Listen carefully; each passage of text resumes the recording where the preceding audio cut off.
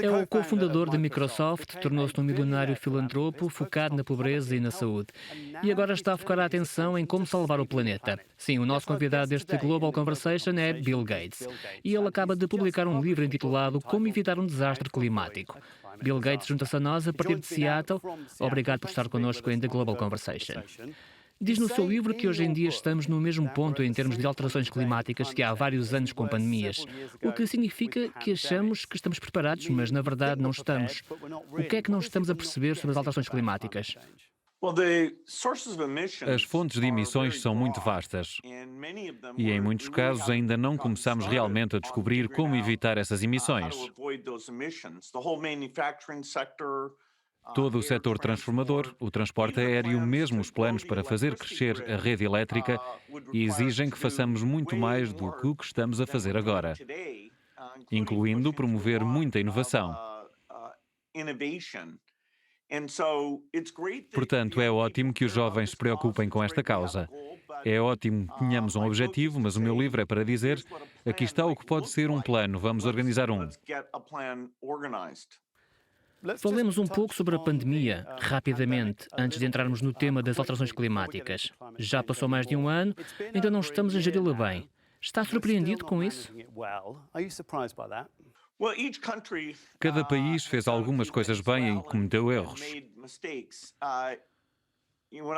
Quando dei a minha palestra TED em 2015, a dizer que não estávamos prontos para a próxima pandemia, falei sobre diagnósticos e práticas e como se coordenam diferentes aspectos.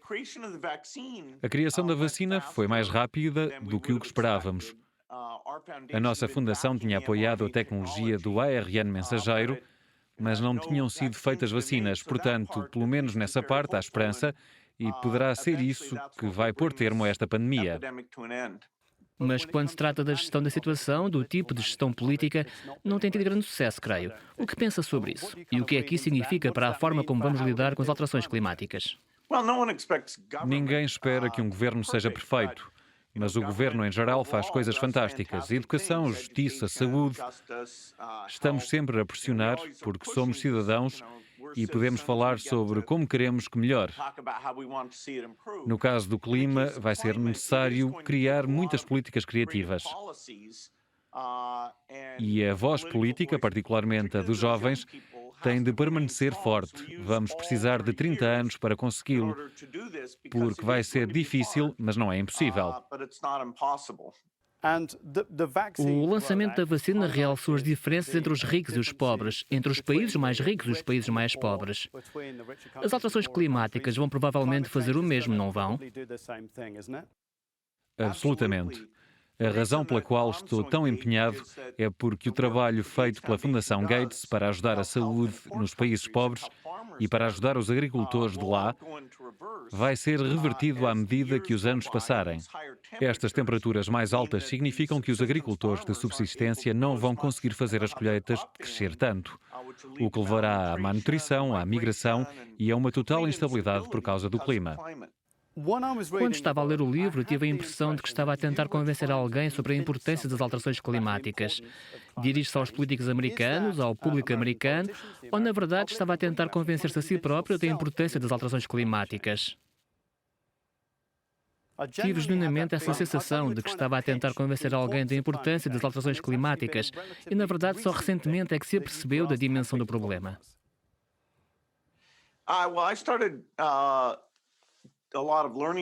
Comecei muitas sessões de aprendizagem em 2005 e, tal como dei uma palestra TED em 2015 a alertar para a pandemia, dei uma outra em 2010 a alertar para as alterações climáticas, porque já estamos a ver os efeitos negativos sobre os mais pobres que nada fizeram para criar o problema.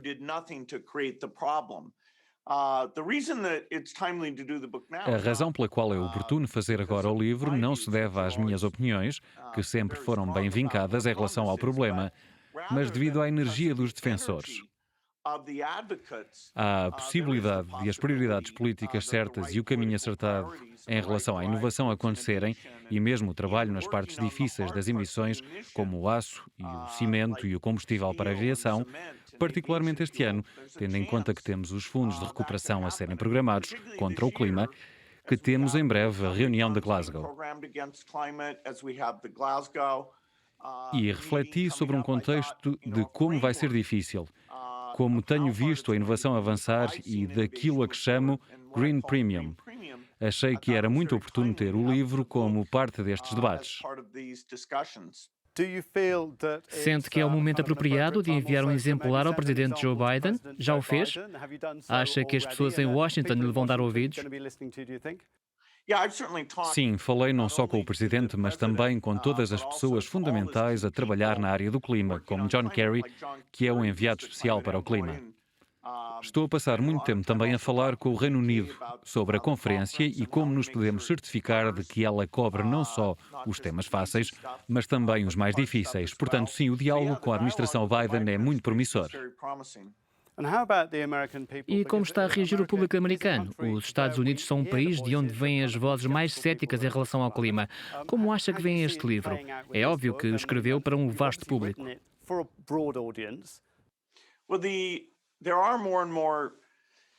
Há cada vez mais jovens, incluindo republicanos, que veem isto como a causa moral, que vai além do seu próprio sucesso pessoal. É algo com que se preocupam, que querem garantir que têm atenção. E os partidos podem ter opiniões diferentes, mas cada vez mais trata-se de pensar no que fazemos em relação às alterações climáticas e não em se é ou não um problema. Falemos sobre alguma da tecnologia, porque faz uma grande crítica à tecnologia e fala sobre a implementação do solar, sobre o vento e sobre como estão a ficar mais baratos. Fala também muito sobre tecnologias nucleares, o que é algo em que os ambientalistas não estão tão interessados. Acha que o nuclear tem de estar presente num futuro sem carbono?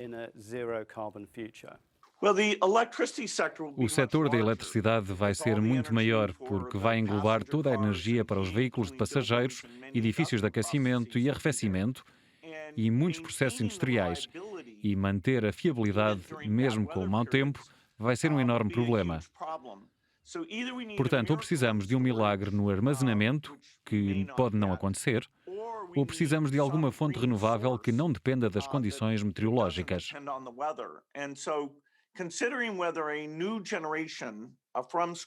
Será que, se considerarmos uma abordagem que parta do zero e contemple o custo, a segurança, o tratamento dos resíduos, não podemos resolver todas as questões em torno do nuclear?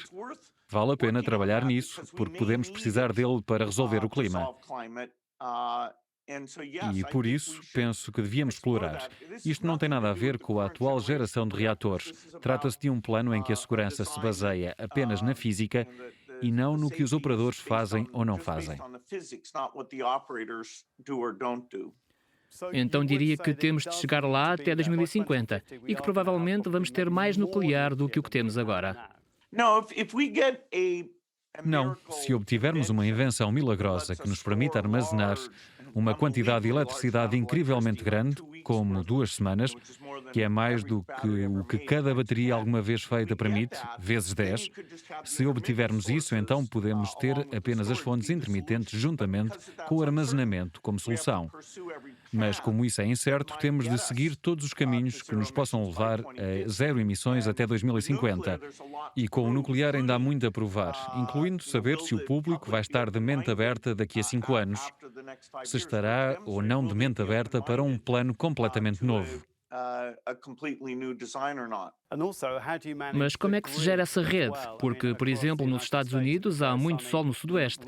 Como é que se transporta essa energia para o outro lado do país e depois se atravessa fronteiras? Porque também é um problema. Como pretende fazer face a esses desafios?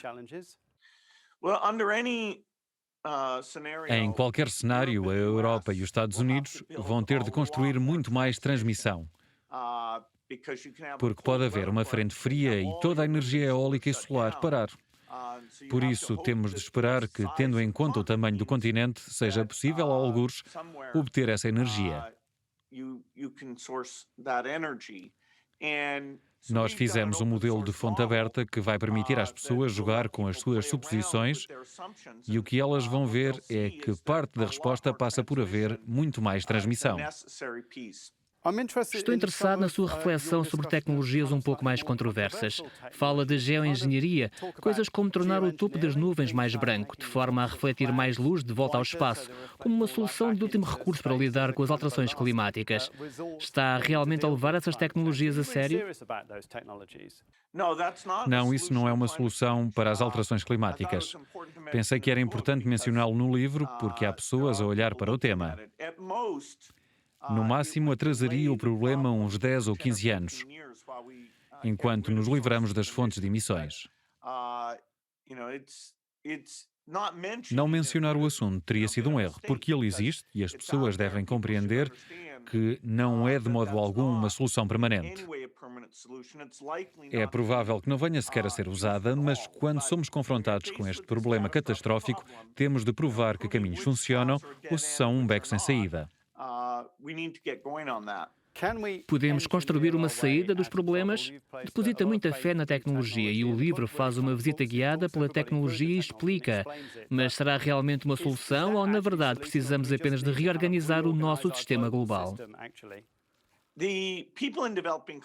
As populações nos países em desenvolvimento merecem ter um abrigo básico, merecem ter luz à noite. Devido ao calor que vai fazer perto da linha do Equador, merecem ter ar-condicionado.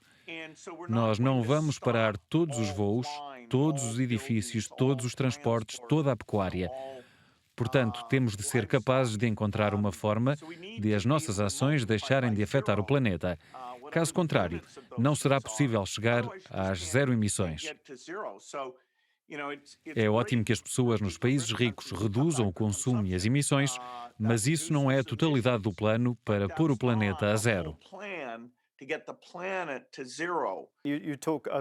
Fala muito em ser justo e correto. Acha realmente possível chegarmos a 2050, termos esse desenvolvimento que gostaria de ver acontecer e chegarmos a zero emissões?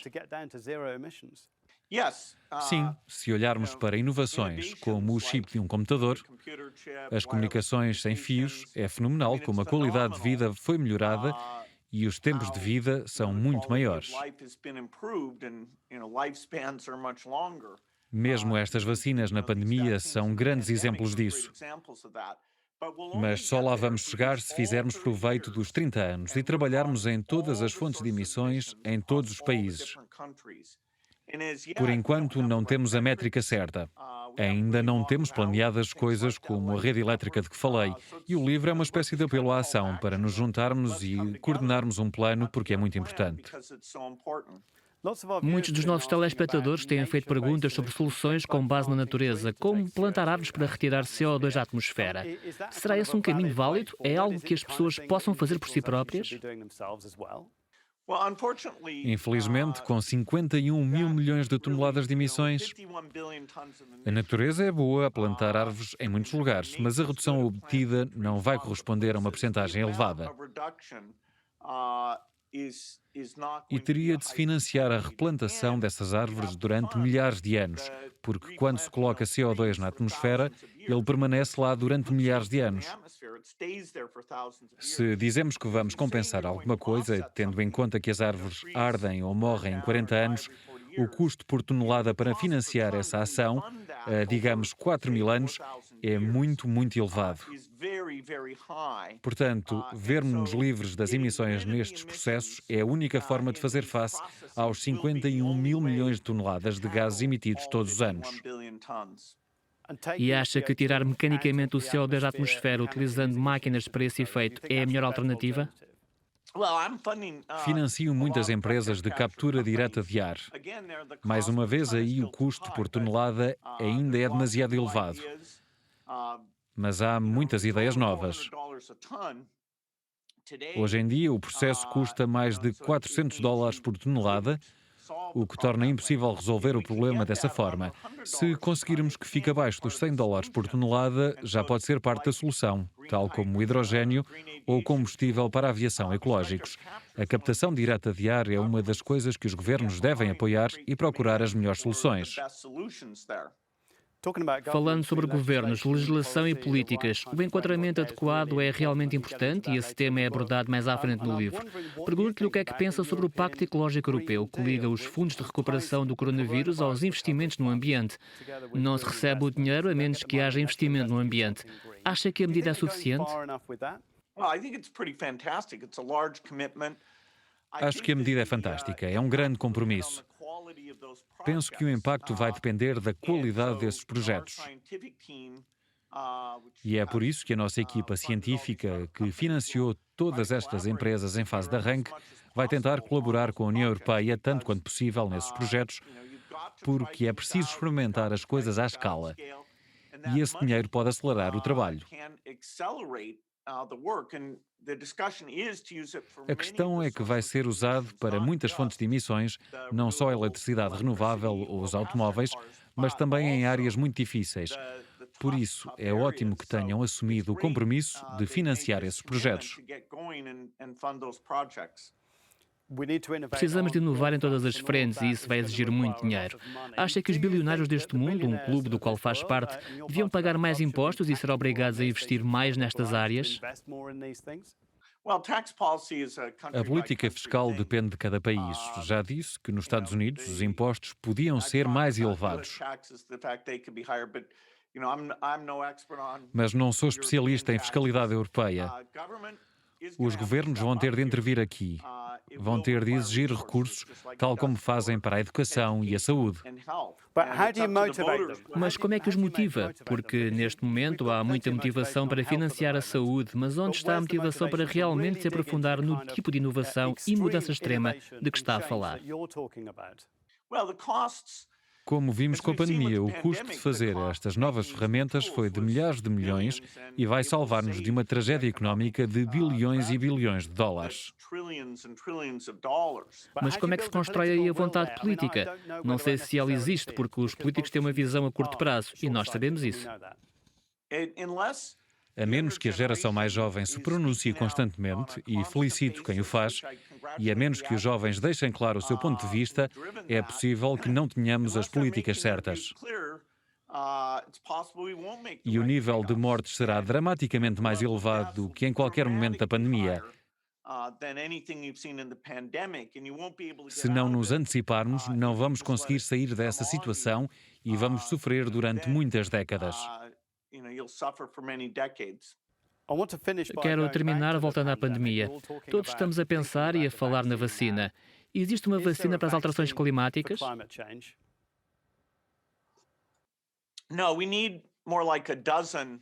Não, precisamos antes de uma dúzia de inovações revolucionárias por causa de todas as fontes de emissões que existem. Não se trata apenas de carros elétricos, de combustível ecológico para a aviação, de carne artificial. Na indústria, na agricultura, nos transportes, nos edifícios, ainda há muito a fazer. Mas os danos e a destruição permanente dos ecossistemas naturais é muito pior do que no auge da pandemia. Deve ser uma causa pela qual a humanidade se possa unir. Vai ser difícil, mas se o conseguirmos, será o melhor que já fizemos. Bill Gates, muito obrigado por ter estado connosco em The Global Conversation. Thank you.